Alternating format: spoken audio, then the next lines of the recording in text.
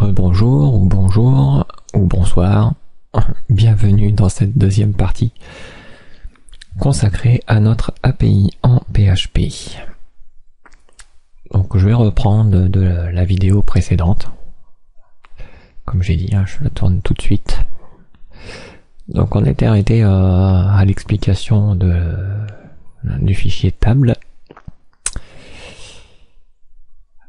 Alors là j'ai expliqué tout ce qui était dans core logiquement, donc ça devrait aller. Dans apps on n'a rien mis et dans API on n'a rien mis. Bon. Alors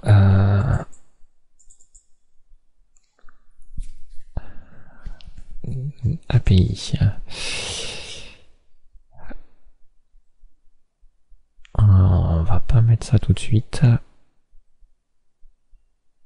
Parce que bon, ce serait un peu bête de faire ça. Alors, le HT access, ça c'était bon aussi. C'est vrai qu'ici il y a un fichier que j'ai pas rajouté, que je devrais peut-être mettre. C'est dans public HTML, un fichier vide, robot.txt.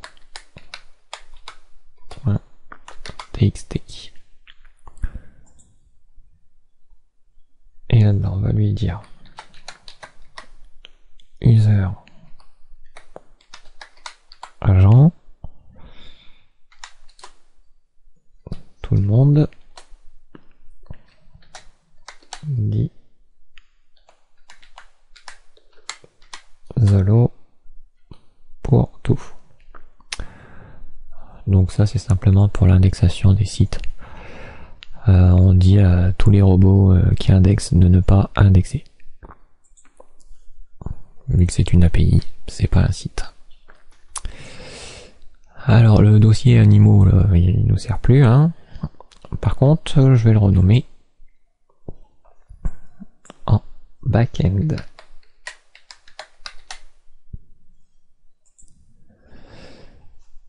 Alors ici, normalement, se tiendra une sorte d'administration.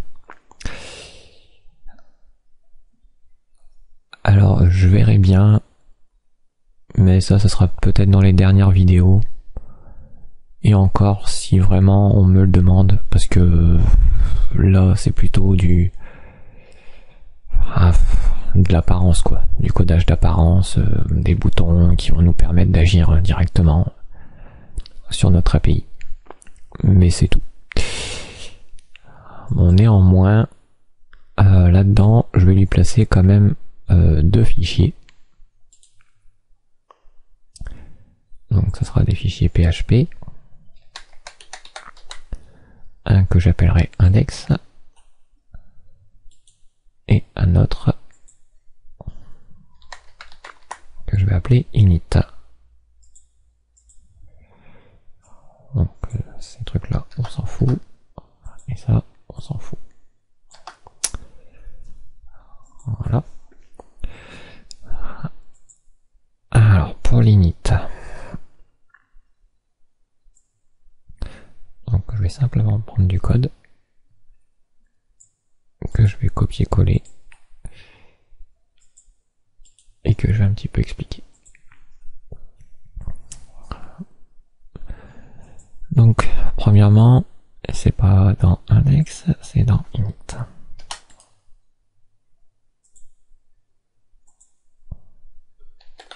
Voilà. Donc le session start. Donc on démarre une session. Alors là c'est pas utile en soi de démarrer une session, mais si on crée l'administration par la suite, il faut bien qu'on s'authentifie. Donc ça sera utile. Ensuite ici on va récupérer le répertoire racine, donc ce qui veut dire que c'est simplement notre public HTML. Le mode de débugage, donc là je vais le mettre à true. Comme ça, ça nous sert. Donc là je détermine des constantes, donc route pour le dossier route, donc public. Et encore, je suis pas sûr, je crois que ça va être API PHP route plutôt. Ensuite, apps, donc qui va concerner route, donc API PHP apps ici. Ensuite, source, donc c'est le SRC qui est dans apps, et config qui est en dessous. Pareil, config dans la source. Ensuite, ça c'est pour les temps et tous ces machins là. Ici, on a serveur port. Donc ça, pour rappel, ici, on va mettre n'importe quoi, n'importe quoi, n'importe quoi. Et du n'importe quoi, ça fait du n'importe quoi. Ok.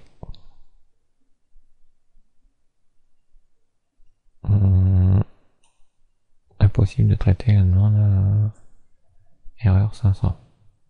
Pourquoi? Ça commence. Alors, qu'est-ce que j'ai fait?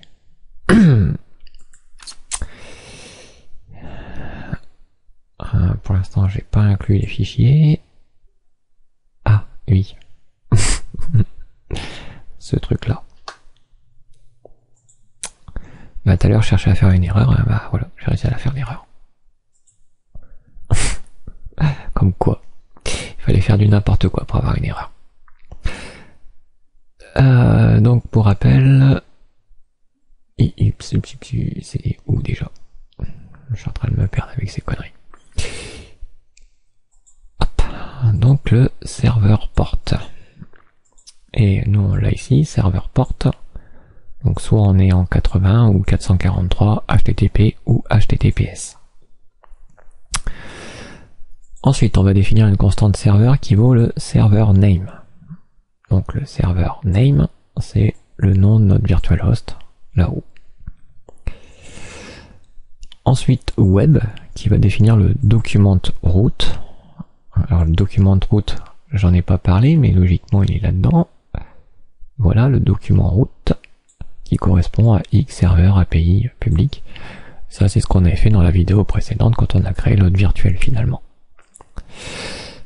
Donc là pour URL, on prend le protocole et le serveur. Et pour l'URA, donc l'URL d'administration, ça sera l'URL qu'on fera suivre de backend. Ensuite, on va chercher dans config, là-haut, le fichier de config. Alors, ce fichier de config, c'est quoi? C'est ici qu'on va déterminer quel est l'utilisateur, le mot de passe et la base de données à utiliser.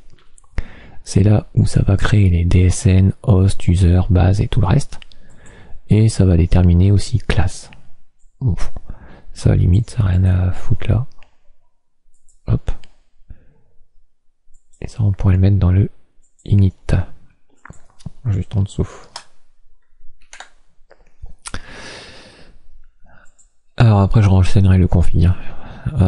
Pour le débugage, donc la constante de debug qu'on avait vu dans la vidéo aussi précédente pour le débugage. Donc c'est une variable que je passe ici à true ou false, selon le mode qu'on est. Ensuite, ici, on va aller chercher dans source, classe, l'autoloader. Et dans l'autoloader, on va l'enregistrer. Alors, on n'a pas été faire un tour, mais ici, register, c'est SPN autoload register d'un tableau, des classes qu'on envoie et qu'on va indiquer que c'est autoload, la fonction qu'on appelle. La fonction autoload permet d'aller parcourir, donc ce qui est en dessous, le dossier en fonction du nom de la classe qu'on lui a indiqué, qu'il a trouvé en fait. Et à la fin, ça fera simplement un require once du chemin vers le fichier de la classe PHP. Donc ici, j'utilise un directory iterator, hein. C'est simplement, il suffit d'aller sur PHP, c'est une classe de PHP, c'est pas une classe là-dedans. Et ouais, c'est tout. File info, tout ça, c'est des chemins normaux, donc non, il n'y a rien de précis à dire, de particulier à dire là-dessus. Simplement, tout ce que ça fait, c'est ça parcourt tous les dossiers, y compris les sous-dossiers normalement. Pas vraiment. Non, normalement pas les sous-dossiers. Donc ça parcourt tous les dossiers et tous les classes qui sont à l'intérieur se font charger dynamiquement. Voilà, c'est quoi ça? Ici, ça sert à rien. Et ici, on dit que si on est en mode debug, on veut des erreurs et on veut les afficher. Et ici, ben, on veut pas d'erreurs et on veut pas les afficher. Voilà pour le petit init. Donc init, hein, qui est bien dans le back-end, qu'on ira charger dans le index ici, pour que ça s'occupe de charger tout ça, quoi. Alors le config, bon bah là on va rigoler. Hop. Donc on reprend notre truc ou votre PHP MyAdmin. Donc nous ça se trouve dans MariaDB PHP MyAdmin. D'accord. C'est cool. Bon. Bah il faut qu'on aille le chercher.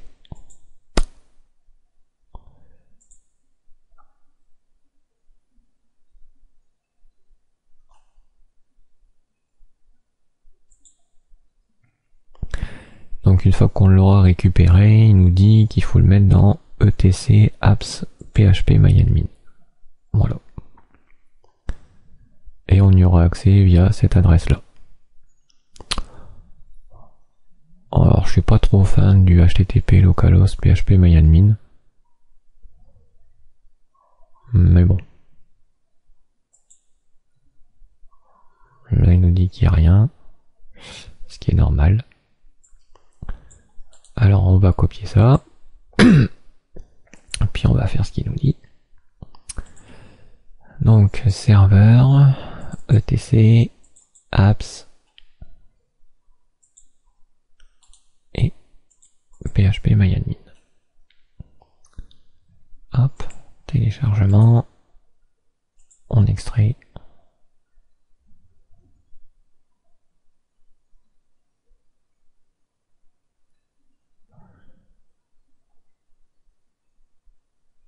Bon, je vais peut-être mettre en pause tant que c'est extrait. Quoique.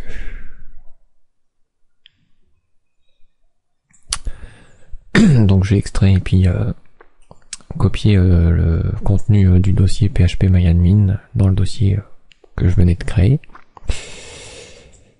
Alors après on enlève le sample inc ici. Ah, le sample plutôt, mais on laisse le point inc. On va éditer ça.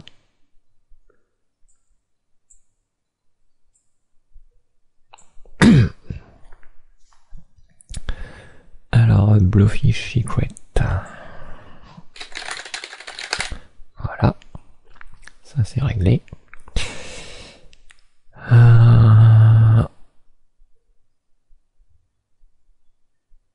L'authentification type c'est bien cookie. L'host c'est bien localhost. Compress allow no password. Donc là ça serait autre chose. Alors par contre ici je vais rajouter un petit truc. Donc ici MariaDB c'est le nom qu'on verra dans PHP MyAdmin. Alors pour le mot de passe c'est vrai que pour l'instant on n'a pas de mot de passe.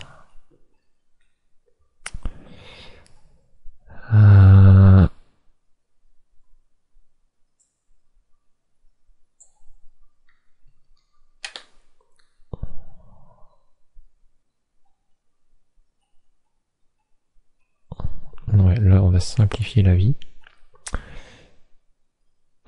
Tout ça, la partie configuration, on en a rien à foutre.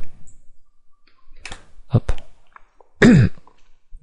Donc là je change la durée du cookie, les lignes à m'afficher, et ici je dis qu'il ne m'affiche pas de warning entre termes pour la relation des tables que j'ai pas besoin de voir quoi. Et ici, pareil, je vais lui ajouter IDB pour cacher certaines tables qui nous servent à rien. Donc pour l'instant, je le autorise sans mot de passe. Ah, ça fonctionne bien son truc. C'est fou.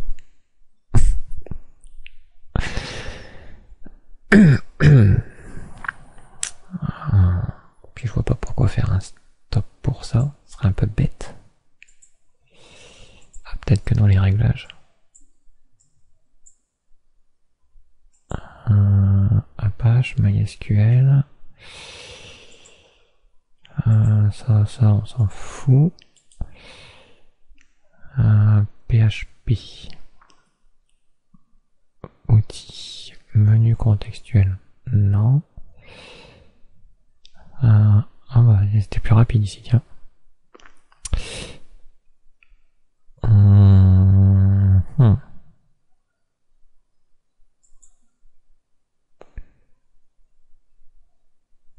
À mon avis, ça devait pas se trouver à cet endroit-là. Je pense pas.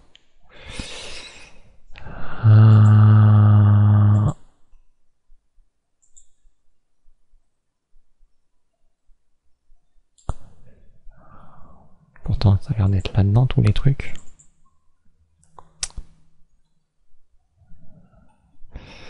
Ah bon, c'est pas grave. Apache alias PHP myadmin conf. Donc X serveur etc apps PHP myadmin. Ah d'accord. PHP myadmin. Et ça, bon, je vais le laisser en PHP myadmin, sinon il va pas être content. Et ça, on renomme aussi. Voilà. Apache, on recharge. Ok. On actualise. Ça marche pas. On stop. Et on démarre. Normalement, ça devrait être bon. Eh ben non.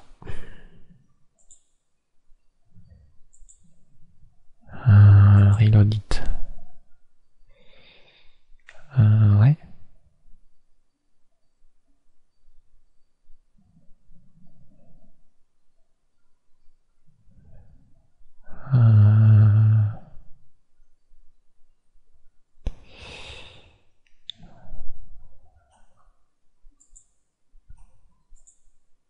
Il me dit 403 forbidden. Ok.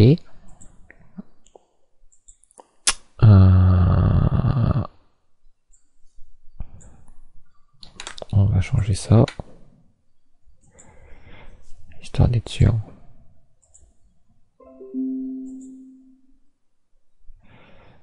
On va reprendre le lien qu'il nous fournit.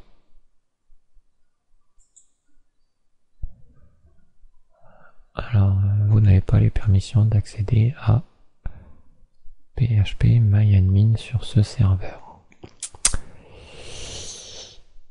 Ça commence. Ah bon. Le plus simple, c'est qu'on va pas utiliser son truc. Faire créer un site rapidement. Blank.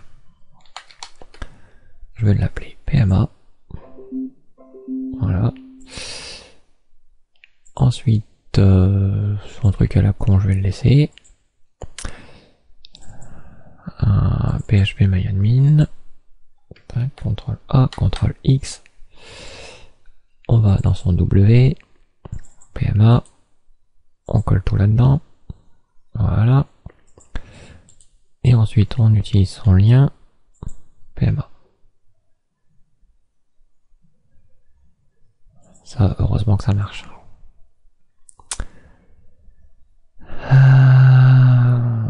Route.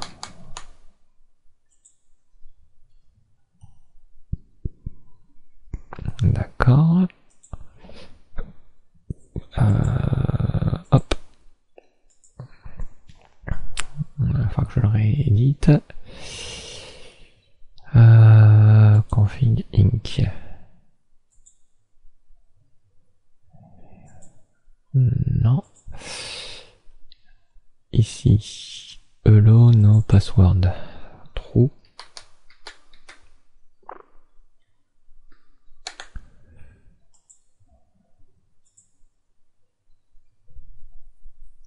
Ok. Alors, si on regarde les comptes utilisateurs, donc on a root partout, sans mot de passe. Ok. Donc, pour notre application, ça va être simple. Root. Pas de mot de passe. La base de données, ça sera API PHP. Et on n'a plus rien à toucher. Voilà.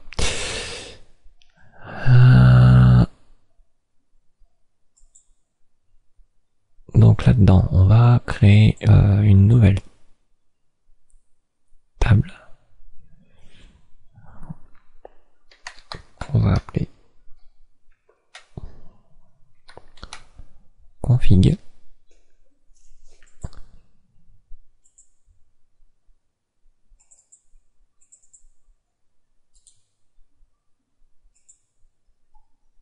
Alors je regarde ce que j'ai mis, voilà, nom et valeur. Donc on a que 3 champs. Donc le premier, ça sera un int. Ici on lui dit rien, il sera non signé et ça sera l'index primaire en auto-incrément. Le deuxième, un varchar de 255. Troisième, on va laisser texte. Premier, c'est ID. Nom. Valeur. Là, il n'y a rien à dire, si ce n'est que l'interclassement. Hop. UTF-8, Unicode CI. Voilà.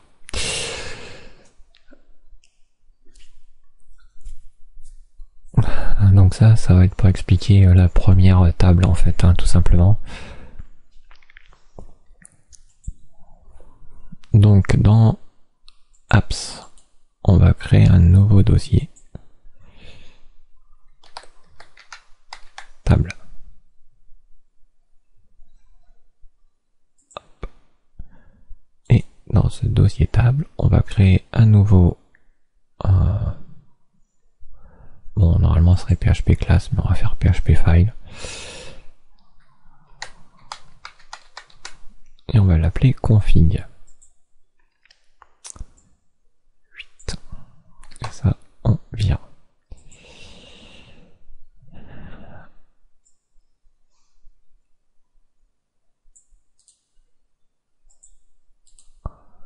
Et on va coller ça.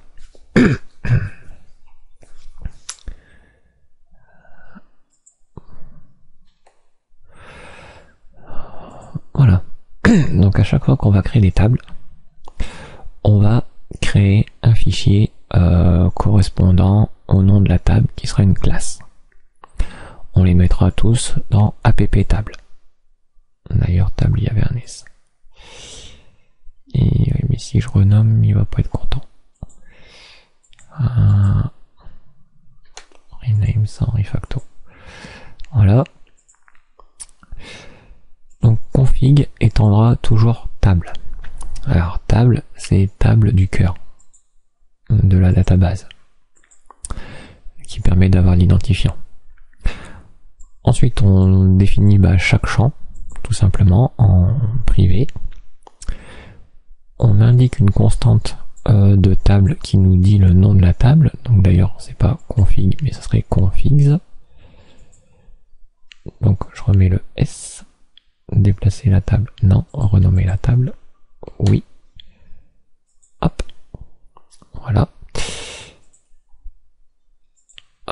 Ça c'est pour l'intérieur de la table, à l'intérieur plutôt du fichier. Le constructeur, donc on passera un identifiant ou pas.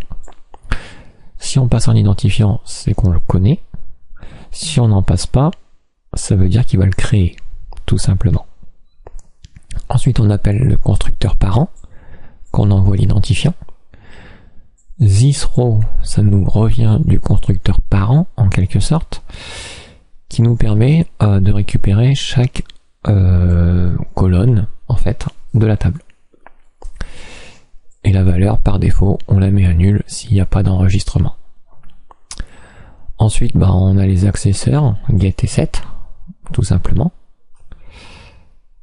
Et ensuite, par exemple, si on veut récupérer un élément de la config, donc en fonction du nom, le nom c'est quelque sorte la clé de la configuration, et on va faire de la manière suivante. Bon, là on est en méthode statique, donc on verra en méthode normale comment on va procéder. Mais en méthode statique, c'est assez simple. On crée la requête, donc select, on indique la table, where non, et on met des points d'interrogation à chaque fois qu'on veut passer une valeur.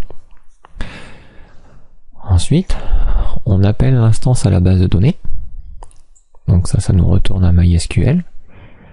Et après, on lance une requête, on indique la requête, et par la suite, on va indiquer chaque paramètre qu'on enverra en point d'interrogation à la suite, par des virgules. Enfin, on parcourt les résultats. Si on retrouve un correspondant du nom, donc on recrée une classe config qu'on met dans all et puis on retourne all. Donc ça nous retourne un objet de config. Même chose avec info. Bon, on peut laisser non, récup config ou non.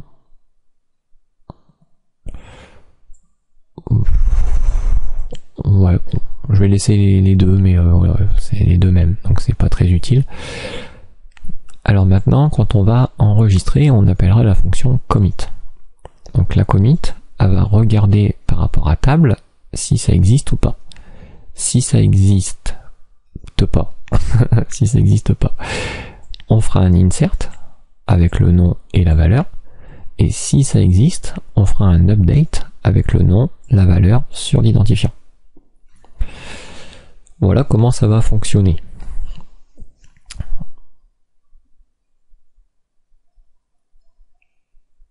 Donc c'est pas très compliqué en soi, je pense pas. Après c'est des choses que j'avais déjà expliquées dans la formation du forum, hein. C'est exactement pareil. Je fais exactement la même chose.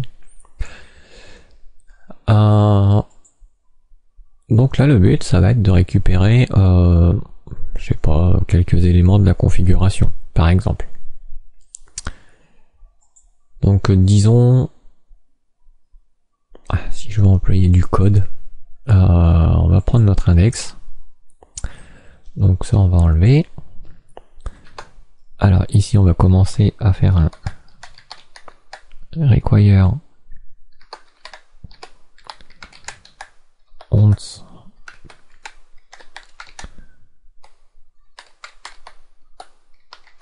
dans backend le init PHP. Comme ça maintenant on a accès à tout ce qu'on a besoin.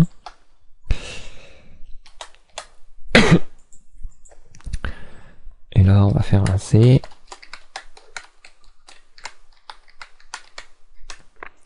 New config. Ensuite on va passer un nom.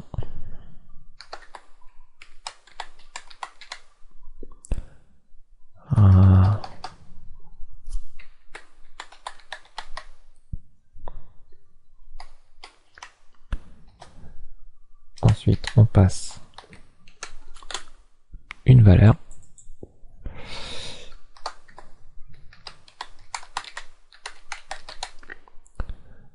Voilà. Et enfin,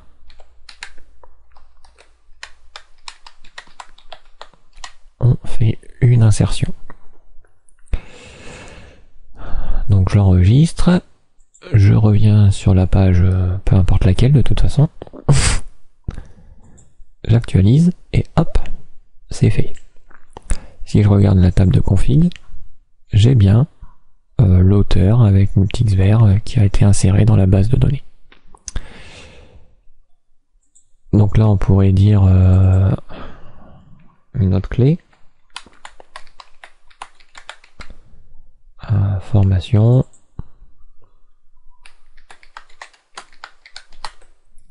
API PHP. D'ailleurs je vais peut-être pas mettre des majuscules pour les trucs comme ça. Vous verrez pourquoi après. Hop, donc là je vais la modifier ici, la majuscule directement.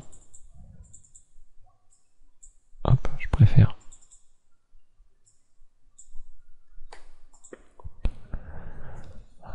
Auteur, formation, API PHP. Et je sais pas, une troisième, qu'est-ce que je pourrais mettre?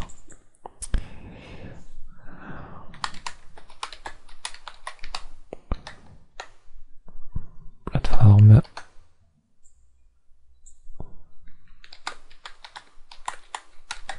YouTube.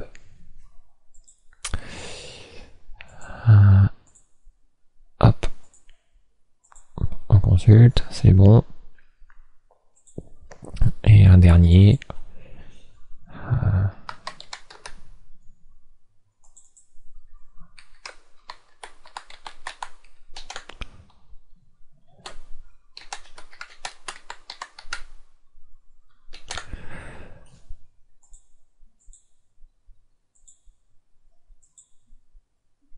Voilà.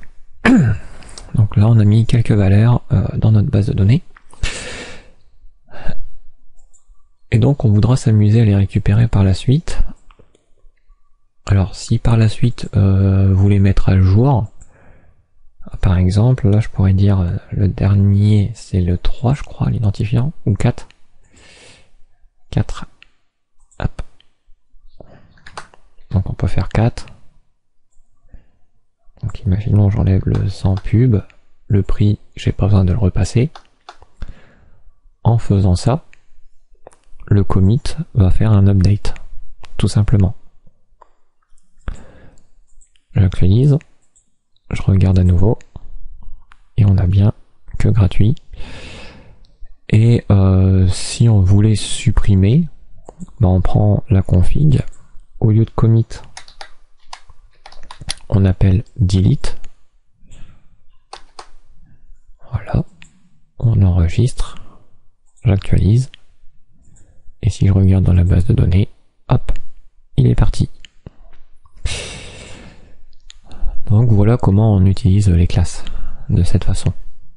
Avec les getters, les setters, les méthodes qu'on leur injecte dedans, bien sûr.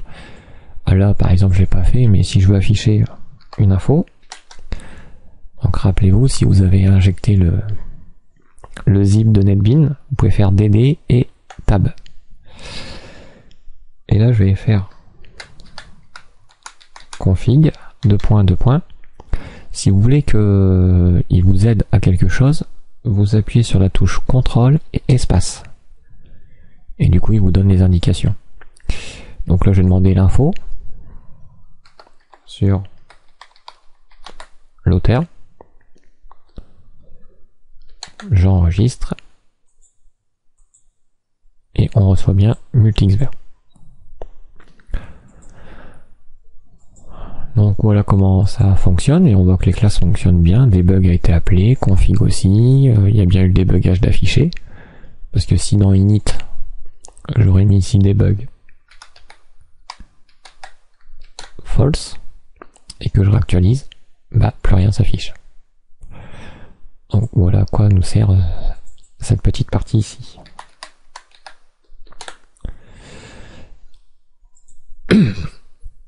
Donc là je vais pas redemander ça. Donc là je vais redébugger à nouveau le serveur. Donc debug serve, on réactualise et on retrouve tous ces trucs là. Donc pour que ce soit pour l'instant simplifié, disons qu'ici, on va lui dire je veux la config. Bon, logiquement, il y a un S, on peut le mettre ou pas le mettre. Là, on décide dans notre protocole de pas le mettre. Et dans la config, je veux une liste. Et on va dire que c'est surtout, donc on va laisser comme ça tel quel. Donc bien sûr, si je fais ça, ça va pas fonctionner, forcément. Alors comment on va pouvoir récupérer cette info? Donc on va se baser sur request URI. Donc je vais copier ce truc. Ici, on va faire un test. Si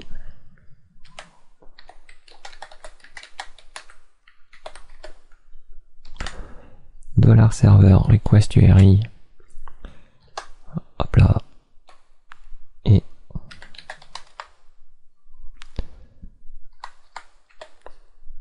différent de empty, donc qui n'est pas vide ou qui n'est pas nul.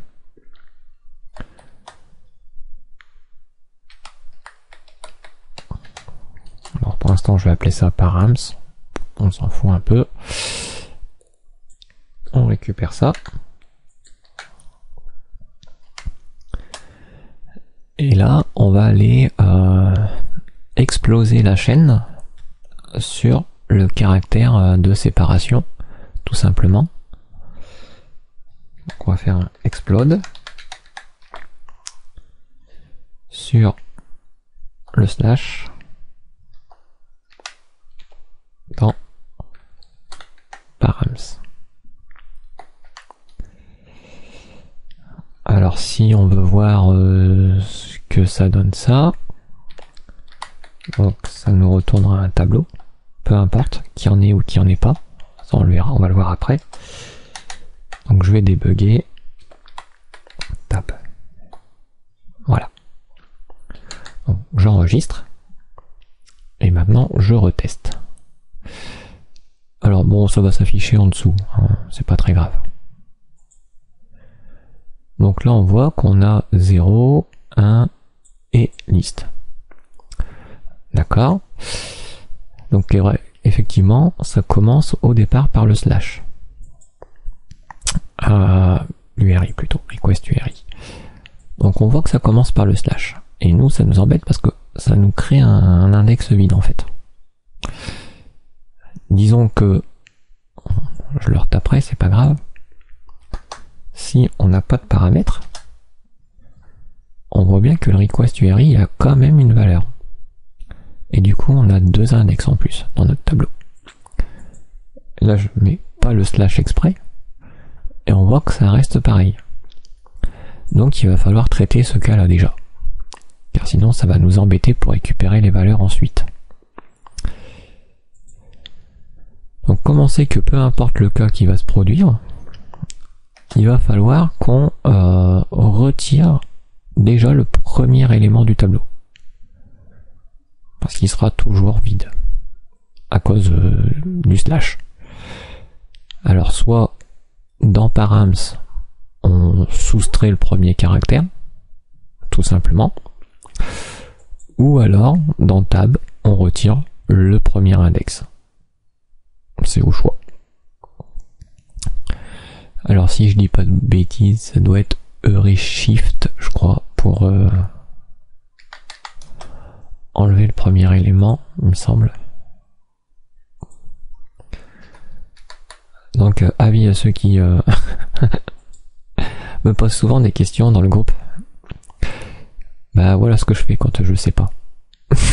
Je vais dans la documentation. Je vais chercher ce qui me pense être bon. Dépile un élément au début du tableau. Donc c'est bien Shift. Hop.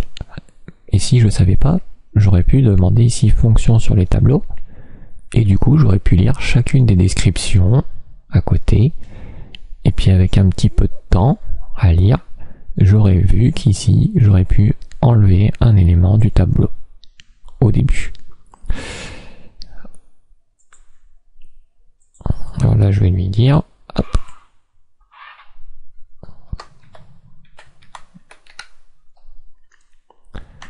Alors, je suis pas sûr, mais je pense qu'il passait une référence. Ouais, il passe bien une référence. Donc, logiquement, il nous retourne rien. On retourne la valeur dépliée ou nulle. Mais on n'a pas besoin de restocker dans une variable. Donc, référence, c'est le petit et commercial, pour ceux qui ne savent pas. Ça veut dire que ça va directement agir sur l'adresse mémoire du tableau. Concrètement, ça fait ça. Ça enlève le premier index. Si maintenant je remets config list, bah on voit bien que j'ai config et liste et que le premier élément du tableau a été enlevé. Là, je pense que vous commencez à voir où je veux en arriver. Donc, si tab est différent de empty,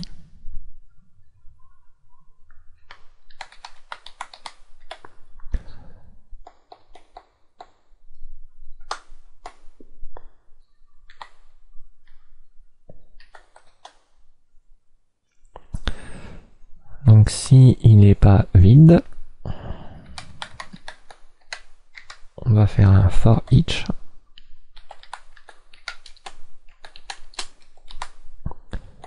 tab as t. Voilà. Donc t après va contenir chaque valeur qu'il y a dans le tableau, tout bêtement. Alors je pourrais le faire voir tout simplement en faisant un debug de t.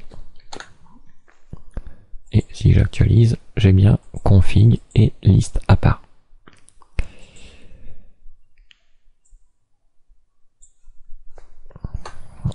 Donc là, on pourrait se dire si t vaut config.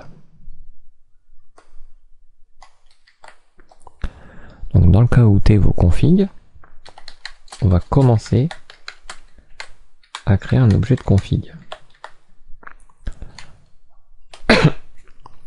Alors on pourrait faire ça à condition que si on avait quelque chose un peu de précis, comme un identifiant par exemple.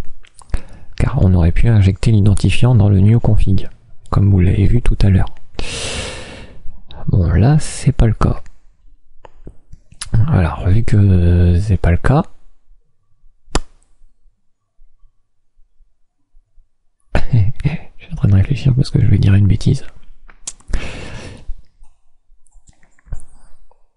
Donc on va pas faire comme ça,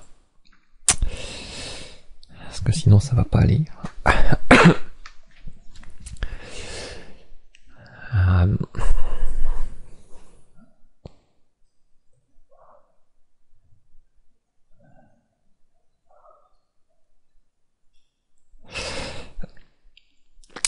Ce qui m'ennuie, c'est plutôt ça.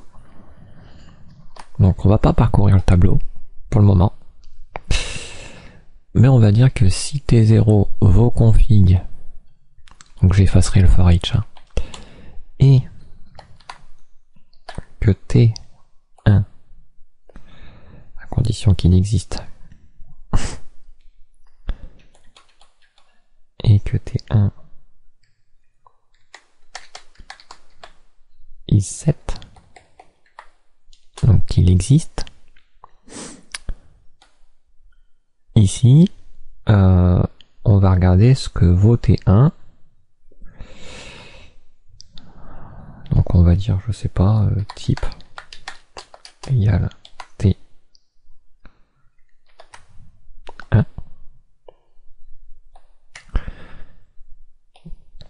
Et là on pourrait tester si type vaut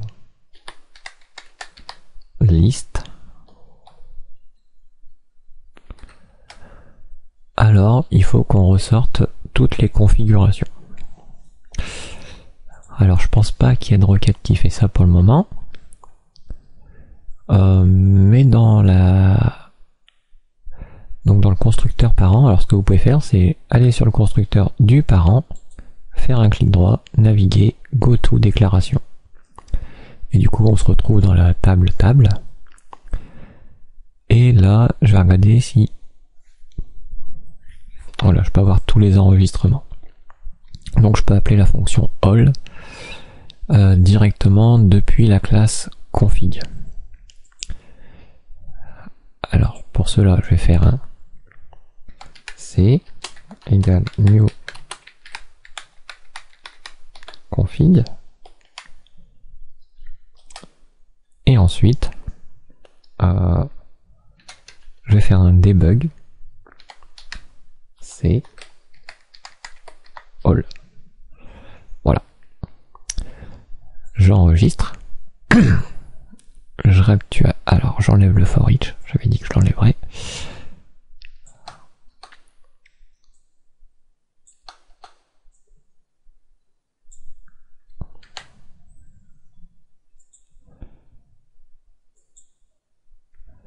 Donc undefined variable t. Alors effectivement, je m'en doutais que j'aurais fait une bêtise.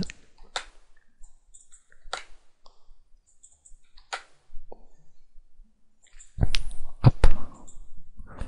Donc là, on récupère bien le premier élément, le deuxième élément, le troisième élément de notre config.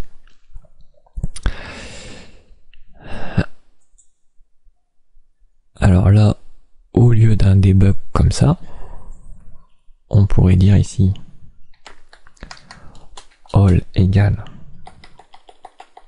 la configuration. Donc là par contre c'est vrai que c'est pas très esthétique de cette manière là. Donc nous ce qu'on veut récupérer dans la config c'est plutôt le nom et la valeur. Donc l'identifiant, bref, limite on peut le mettre aussi, mais ce qu'on aurait plus besoin c'est du nom et de la valeur. Bon, là on va faire alors si all est différent de nul.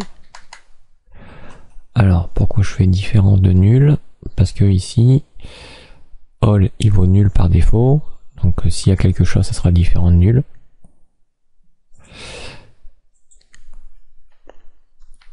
Donc si c'est différent de nul, on for each all as hop.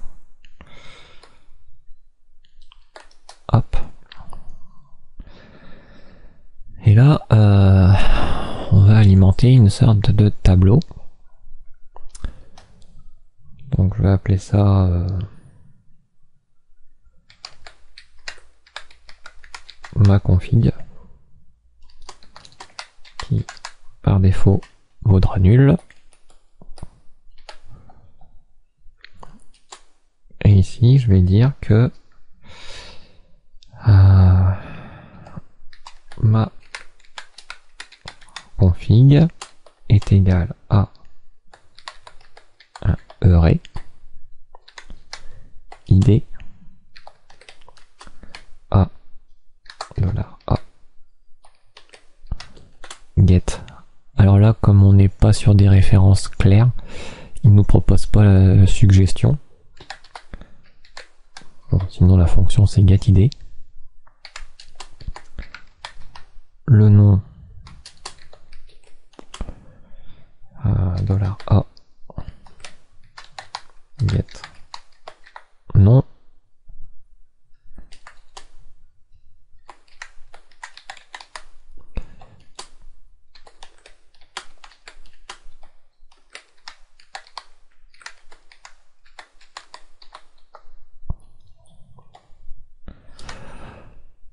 Et là on récupère la valeur. Alors bien sûr ma config, vu que c'est un tableau, on fait un tableau de tableau. Une fois qu'on va arriver à la fin, va pouvoir faire un echo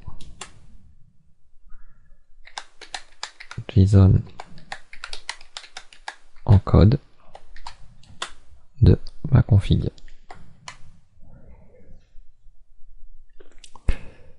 Donc là, pour l'instant, je vais commenter le débugage du serveur. Et là, on récupère bien un élément de JSON. Alors, pour mieux s'en rendre compte, ici, on pourrait rajouter un header content type application JSON.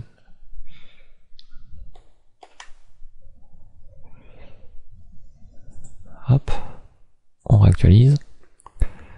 Bon, là ça change pas grand chose, mais si on inspecte, je sais pas s'il nous le fera bien voir. Bon, il nous le fera pas très bien voir là, de cette façon là.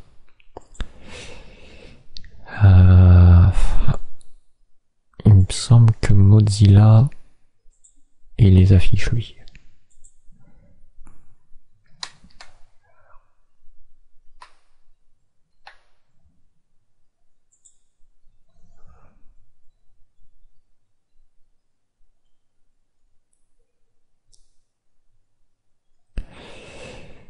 Bon, il va encore mettre une plombe à se lancer le machin.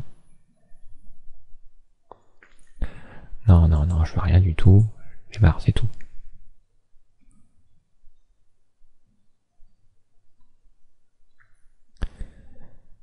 Allez.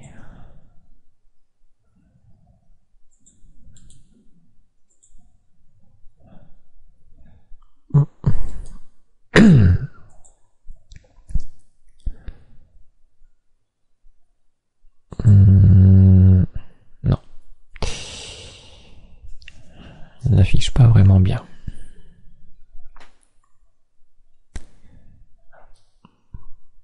Je pensais qu'il faisait pourtant.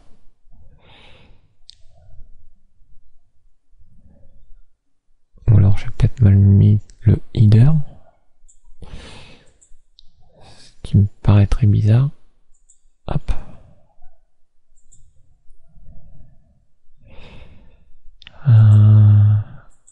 Application JSON. Donc non, il a l'air d'être bon. Bon, c'est pas grave. Le principal, c'est que ce soit là.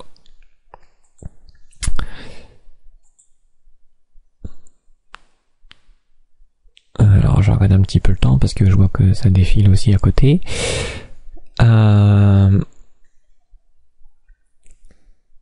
Donc là on voit déjà un peu le prémisse de comment on peut faire. Donc là j'ai testé si le type était list, mais après on va par la suite créer des paramètres, et ces paramètres on va les analyser aussi. Alors par contre il va falloir, comme je disais dans la vidéo précédente, se créer une sorte de protocole. Ce protocole qui va nous permettre de savoir c'est quoi le premier paramètre, c'est quoi le second, s'il y en a un second en fonction du premier, du moins les espèces de chemins, et puis ensuite les paramètres derrière, ce qui aura après le point d'interrogation. Ouais, le point d'interrogation. Qui peuvent composer les arguments d'une fonction en fait, tout simplement. Alors avant d'aller plus loin, alors je sais que pour certains d'entre vous, vous serez peut-être un peu déçus, mais au moins vous voyez vers quoi on va, clairement. Et là on va décomposer dans les prochaines vidéos tout ceci. On va faire ça sous forme de classe, parce que sinon à chaque fois on va se répéter là-dedans. Donc on fera ça sous forme de classe pour récupérer les paramètres et les valeurs, et après on ira un petit peu plus en profondeur dans l'API, les paramètres qu'on peut envoyer, tout ça. mais avant il faudra qu'on se détermine une sorte de protocole. Alors avant de finir, donc je vous laisserai la version du projet là, telle quelle. Rappelez-vous que vous pouvez décommenter ça, mais par contre commenter ça si vous mettez le debug. Je vous le conseille. Hormis ça, oui, la documentation. Alors je vous invite à aller télécharger Doxygène. Voilà. C'est là, et vous allez dans Download, tout simplement.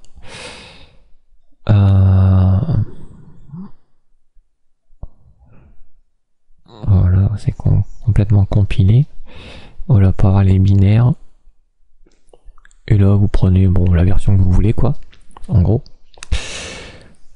Ça sera celle-ci. Tout simplement. Et vous l'installez, en gros. Ensuite, dans notre projet. Alors, je vais revenir dans le dossier du projet. Donc, vous voyez que ça, c'est le premier zip.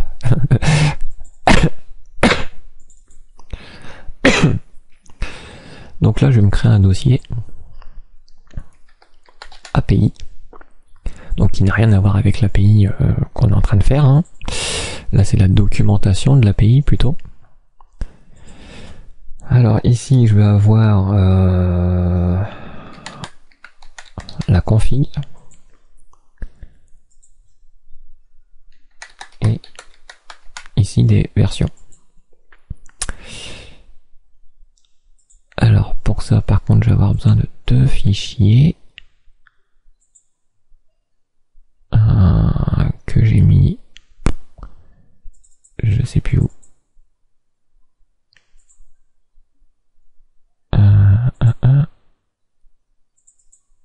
Voilà, ici. Hop. Alors, je redéplace ça. Serveur. W. API. Et je vais les mettre dans config. Voilà. Bon, ça c'est simplement un logo. Et ça c'est simplement un fichier HTML qui va représenter un footer, comme vous pouvez le voir, vide. Ça vous comprendrez pourquoi je vais mettre un footer vide. Ensuite, vous ouvrez le Doxygène GUI Frontend. Donc là, il nous demande de spécifier le répertoire de travail. Donc je vais chercher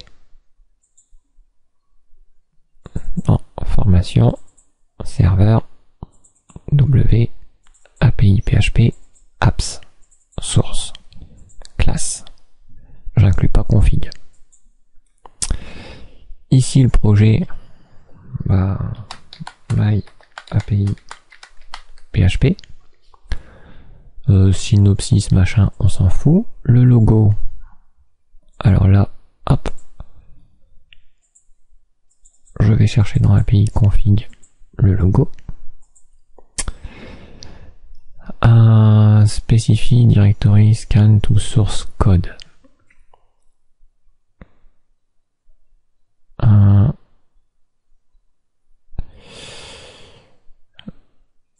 Là, je vais définir le même chemin. Classe. Specify directory should put generated documentation. Donc la documentation, on va le mettre dans API version. Et là on peut dire 0.1 par exemple. Voilà.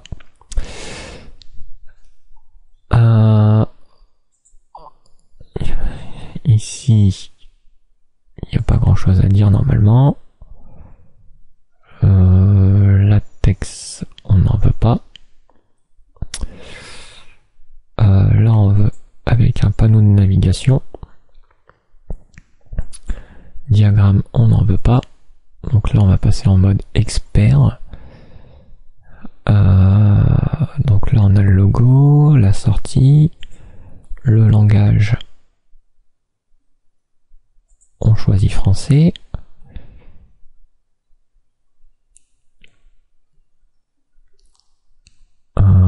Pour l'instant, je vais pas mettre grand chose. Exprès.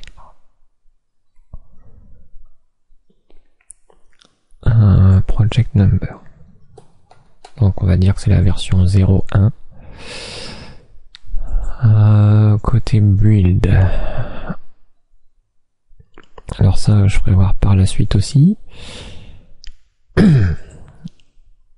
L'entrée, ça c'est bon. Le pattern des fichiers. Alors on va enlever tout ce qui est C, C, CX, CPP, C++, Java, ELI.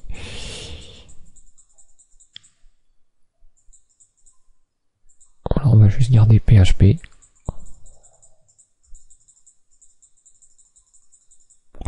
Oups, raté.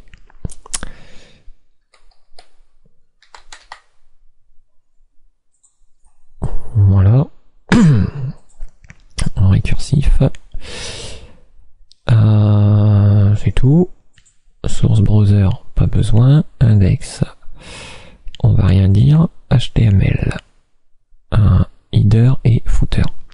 Alors pour l'instant je vais pas mettre le footer exprès. Donc latex on veut pas, RTF on veut pas, man on veut pas, XML on veut pas. Ça on veut pas non plus, ça on veut pas non plus. Ça on s'en fout. Ça y a rien à dire. Et ça on va laisser tel quel. Et après on va dans run. Et on fait run. Et tout se passe bien, il n'y a pas d'erreur. Si on a bien mis la documentation, les commentaires comme il faut. Sinon, voilà ce qui se passe. Alors, il me dit que, par exemple ici, dans database champ, à la ligne 19, j'ai warning member constructable fonction of class champ is not documented. Donc il suffit que je regarde champ à la ligne 19. Ici, constructeur. Donc là, je vais le documenter. Donc permet de construire des champs. Table. Alors ça va être un string. Nom de la table. Et ici, je pourrais même préciser table avec un T majuscule.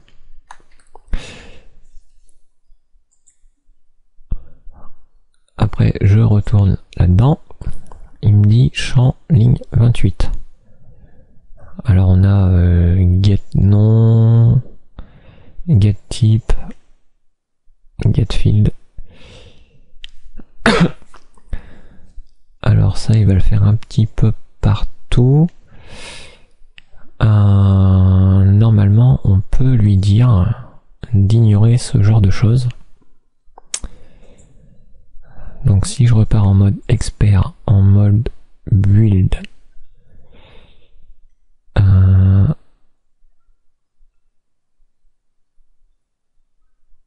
trier par membre,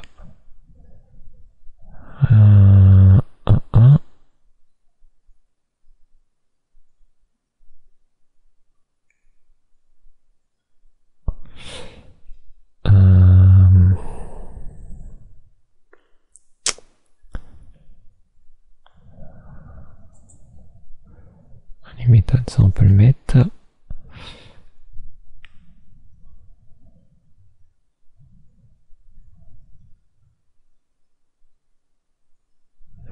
Non, ça on peut pas.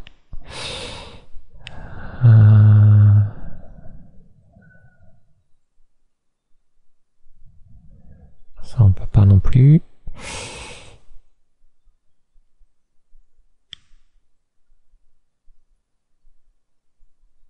Bon.